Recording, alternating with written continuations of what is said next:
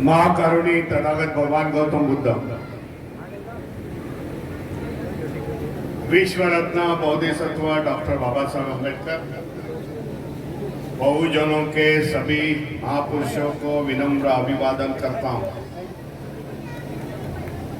इस भारतीय बौद्ध महासभा का 10 दिवसीय सामनेर बौद्धाचार्य प्रशिक्षण शिविर,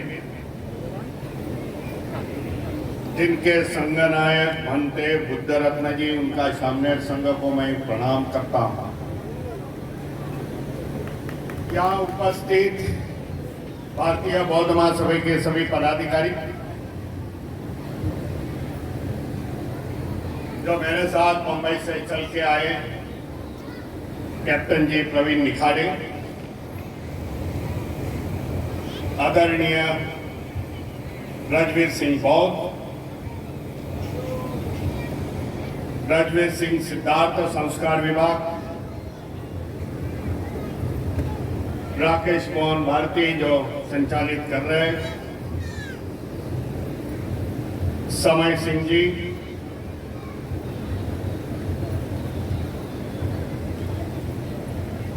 राष्ट्रीय संगठक प्रभारी जय सिंह जी सुमन, सभी मान्यवर जिन्होंने इस बड़ा कार्यक्रम प्रशिक्षण का यहाँ लिया, उनको भी मैं धन्यवाद देता हूं,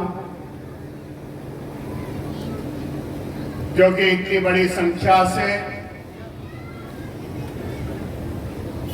आज इस संबल जिला से आप इकट्ठे हुए हैं। एक अच्छा सा मैसेज, एक अच्छा संदेश यहां से पूरा जिले में जाएगा, दूसरे जिले में जाएगा। इसके लिए सभी को धन्यवाद देता हूं। पिछले 6 महीने से मैं उत्तर प्रदेश में नहीं आया। उसके पहले मैं लगातार इस उत्तर प्रदेश की धरती पर आया, जहां 5 सम्मेलन किए और आखिरी का सम्मेलन मेरठ में करके मैं बंबई निकल गया। देखा कि यहाँ की जनता बौद्ध बनने के लिए, बौद्ध होने के लिए, बौद्ध की शिक्षा लेने के लिए बहुत अच्छी तरह जानती है, लेकिन हमें कुछ कमी है। ये मैंने सोचा, इसके लिए उत्तर प्रदेश के हम लोग ने 4 विभागों में उसके बांटा,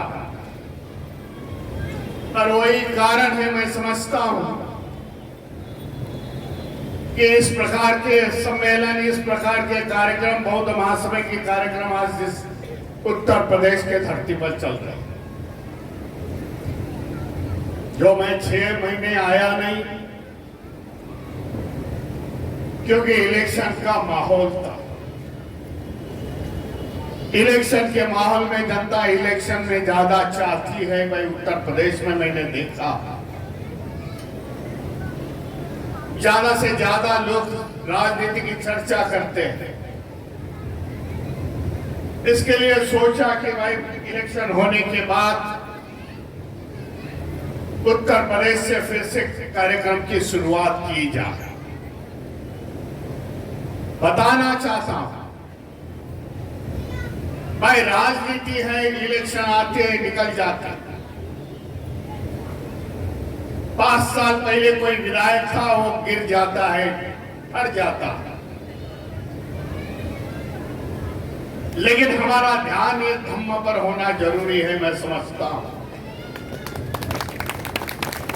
कि बड़ी सोच से बाबा साहब ने, बड़ी सोच से बाबा साहब ने ये धम्म क्रांति अपनी जीवनी के आखिरी में की,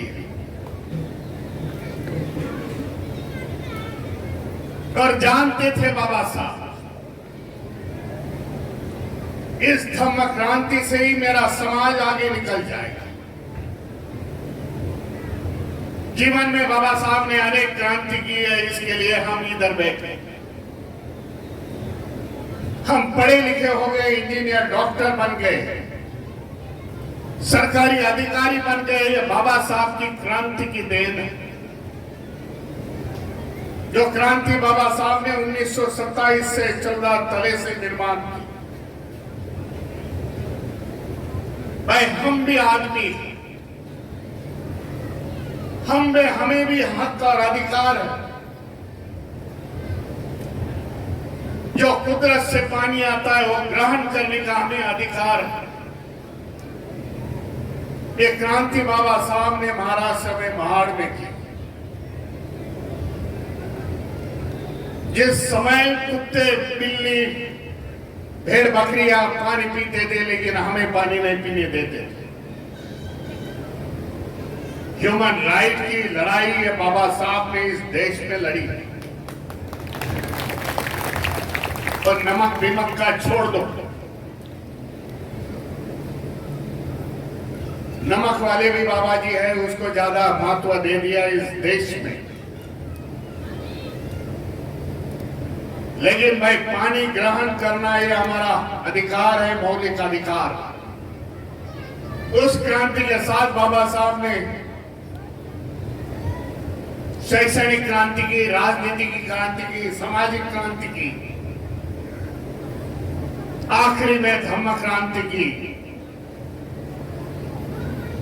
आज के समाज में देखा जाए, मैं ऐसा ऑब्जर्व करता हूं, मैं ऐसा समझता हूं,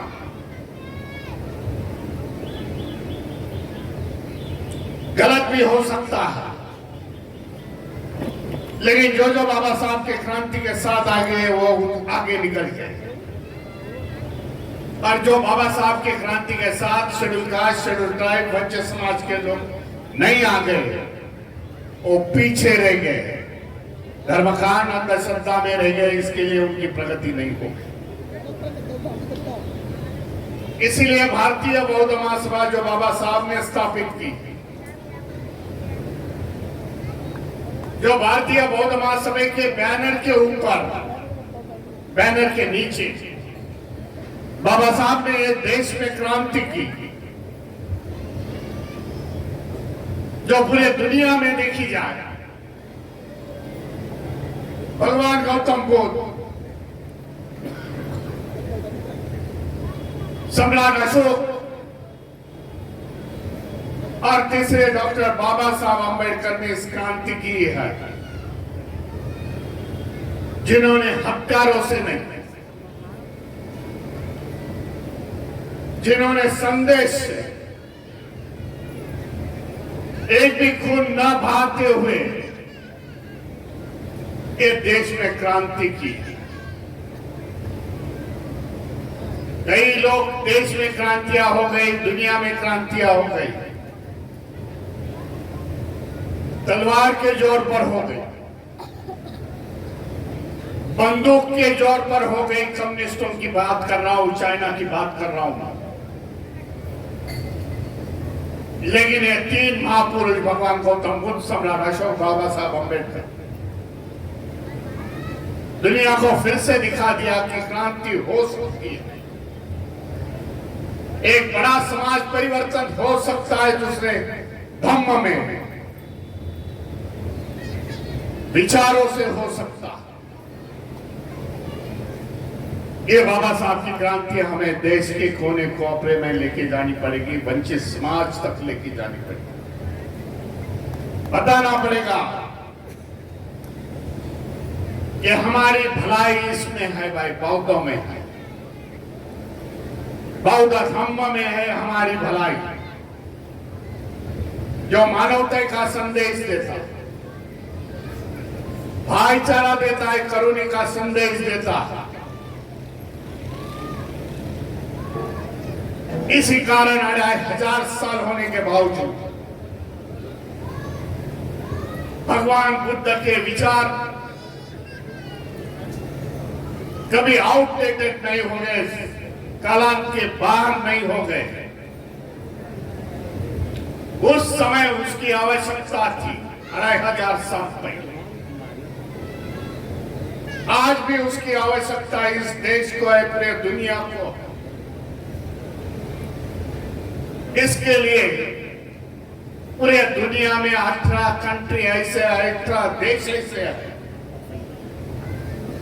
जिनका धर्म बुद्ध धर्म है। नजर डाल लो उन लोग पर, गूगल पर सोच लो, गूगल पर देख लो उसको। मैं जापान की बात करूंगा, चाइना की बात करूंगा, मैं थाईलैंड की बात करूंगा, वियतनाम की बात करूंगा। अरे ये देश है, भगवान गौतम बुद्ध का संदेश वहां लेके गए उन लोग और आगे निकल गए। आज हम लोग हैं इस देश में जो भारत भगवान गौतम बुद्ध की जन्मभूमि और कर्मभूमि है, लेकिन पिछड़ा,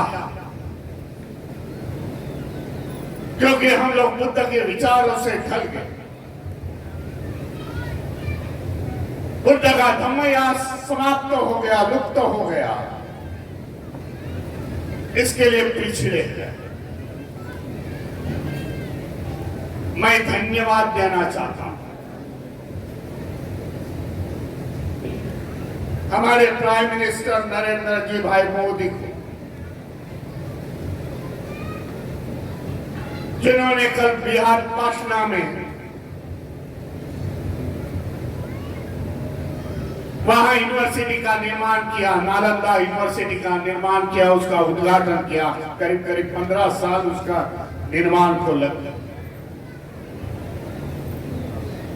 मैं धन्यवाद देता हूं नीतीश कुमार को, जिनके समय में 2005 में उसका निर्माण का प्रोग्राम शुरुआत हो गया। दोबारा इतिहास इस भारत देश के जनता के सामने आ गया। दोनों ने बता दिया कि नालंदा यूनिवर्सिटी थी।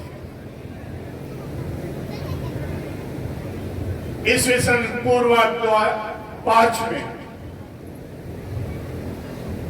जो सम्राट अशोक जी ने उनका निर्माण किया था।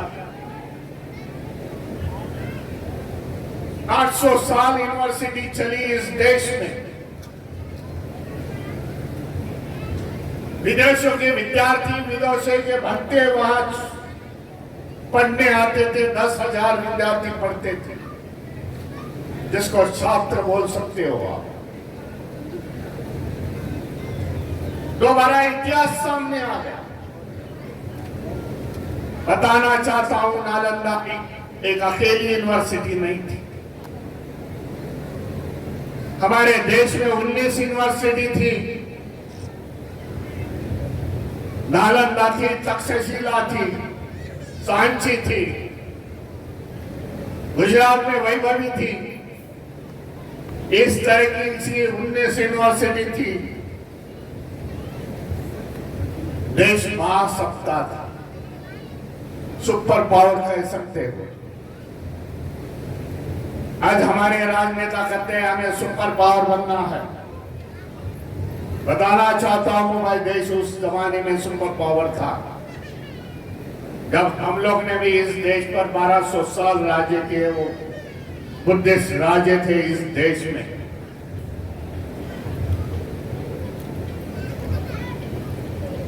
बौद्ध धर्म का हमें प्रचार और प्रसार करना है इस देश में। हम उससे कटिबद्ध है। मैं समझता हूं भारतीय बौद्ध महासभा, भारतीय बौद्ध महासभा को चाहने वाले, उसके मेंबर, नफरत का वातावरण यहां का हम लोग खत्म करना चाहते हैं। विषमतावादी वातावरण है यहां का। मैं कुछ गलत नहीं बोल रहा हूं, मैं देख रहा हूं, वो बोल रहा हूं। एक समाज दूसरे समाज से नफरत से देखती है। मैं ऊंचा हूं, तू नीचा है, इस समाज की भावना देश में। मैं तुझे आगे नहीं जाने दूंगा, ये सोच है इस देश में। बौद्ध धर्म का प्रचार और प्रसार करके हमें मिटानी है। हमारे जो भाई है, हिंदू भाई है, वो जो गलत रास्ते पे है, तुम हिंदू ही बन जाओ, लेकिन ये नफरत की भावना छोड़ दो। ये संदेश हम देना चाहते हैं। इस देश की छवि बदलना चाहते हैं। जो बौद्धमय छवि या देश में बनाना चाहते हैं, बताना चाहता हूं आप सभी को, दुनिया में कई धर्म है। क्रिश्चियन है एक नंबर पर, मुस्लिम है, हिंदू है, जैन है, कई छोटे छोटे धर्म है भाई इस दुनिया में, जिनके लाखों लोग फॉलोअर्स भी हैं। लेकिन दुनिया में एक ही जयंती होती है पूरे वर्ल्ड के प्लेटफॉर्म पर, जो यूनो का प्लेटफॉर्म है। यूनो ये ऐसा संस्था है कि जिसमें 180 देश उसके मेंबर हैं। आपस में लड़ाई झगड़ा ये सब यूनो में खत्म होती है। 2000 साल पहले 1999 में यूनो में ठहराव हो गया। भाई किसी की जयंती करनी है तो भगवान गौतम बुद्ध की जयंती करनी पड़ेगी, क्योंकि भगवान गौतम बुद्ध ने ऐसा संदेश 2500 साल पहले दिया, जो समते का संदेश है, मानवते का संदेश है। ये प्रकृति संभालने का संदेश है, जिसको एनवायरमेंट बोल सकते हो। भगवान बुद्ध उस समय में बोल के गए, हमें युद्ध नहीं चाहिए, बुद्ध चाहिए करके। इसके लिए सभी ने डिसाइड कर दिया, सभी ने सोच लिया कि आज भी जयंती होती है, भगवान गौतम बुद्ध की जयंती होती है, बुद्ध पूर्णिमा की। इस समय 15 मई को थाईलैंड में हो गई। काफी देश के लोग, वहां के एम्बेसडर लोग, अध्यक्ष वहां आते हैं, भगवान गौतम बुद्ध को स्मरण करते हैं और कहते हैं कि भगवान बौद्ध की शिकवन आज भी हमें कामयाब बनाती। उस भगवान गौतम बुद्ध की विचार सरणी बाबा साहब ने हमें दी और हमें आज आगे निकल जाना है, आगे लेके जाना है। खाली मुंह से जय भीम बोल के हम भगवान गौतम बुद्ध के बौद्ध है ऐसे बोल के नहीं होगा। भाई बुद्ध धर्म है जो आचरण में आना जरूरी है, मैं समझता हूं। हम हमारे वाणी से, हमारे एक्सप्रेशन से, हमारे आचारों से हम लोग बताना चाहते हैं कि हम लोग बुद्ध हैं। इसके लिए ऐसे सामने शिविर होना जरूरी मैं समझता हूं। महिलाओं को प्रशिक्षित करना जरूरी समझता हूं। जो इधर उधर बच्चे घूम रहे हैं उनके लिए संस्था का बाल सामने शिविर है। इस शिविर का आयोजन करने का मैं यहाँ के पदाधिकारियों को बोलता हूं। उम्मीद करता हूं मैं जो भी सामने राज्य सामने शिविर में बैठे हुए हैं, बड़ी गंभीरता से मैं सोच रहा, देख रहा था, सोच रहा था, सुन रहा था। इनका जो संदेश था वो बड़ा अच्छा लगा कि किसी ने बोल दिया मेरे पूरी जीवन बौद्ध धर्म का प्रचार और प्रसार के लिए मैं बिताऊं। मैं कहना चाहता हूं अपना सर्वस्व जो करने के बावजूद जो समय मिलता है वो बौद्ध धर्म का प्रचार और प्रसार और संस्था के लिए दे। हमें जो टास्क करनी है, हमें जो काम करना है, आने वाले समय में जल्दी करना, क्योंकि हमें ये घोषणा है कि कई करोड़ लोग इस देश में बौद्ध धर्मांतरित बनने जा रहे हैं, जिसका मैंने जिक्र किया। मैं 5 सम्मेलन लेके चला, गोरखपुर से मेरठ तक। तब मैंने ऑब्जर्व किया, मैंने देखा कि ओबीसी समाज के कई लोग यहाँ मंच के सामने बैठे हुए थे। अच्छा लगा कि ओबीसी समाज के लोग आ रहे हैं, खुल के बता रहे हैं कि हमारा धर्म बौद्ध धर्म था, हमारे पूर्वज बौद्ध धर्म थे, हम कोई रास्ते से चलेंगे। इसके लिए उनका भी मैंने अभिनंदन किया। आप सभी का अभिनंदन करता हूं। भंते जी का, जिन्होंने अच्छा प्रशिक्षण दिया। हमारे सभी पदाधिकारियों ने, जो महाराष्ट्र से शिक्षक आने वाले थे वो नहीं आ पाए, लेकिन उसकी कमी आप भर दी यहां। मैं उनको भी धन्यवाद देना चाहता हूं। और इसी प्रकार के इस संबल डिस्ट्रिक्ट में, संबल में, जनपद में इस प्रकार के प्रोग्राम लगातार लगाए जाए कि समाज अंधश्रद्धा से एक साइंटिफिक विज्ञानवादी धर्म पर अपना भरोसा रखे, जिसमें समाज की भलाई है, आप सभी की भलाई है। मैं सभी को धन्यवाद देता हूं और मेरे वाणी को विराम देता हूं। नमो बुद्धाय। जय भीम, जय संविधान।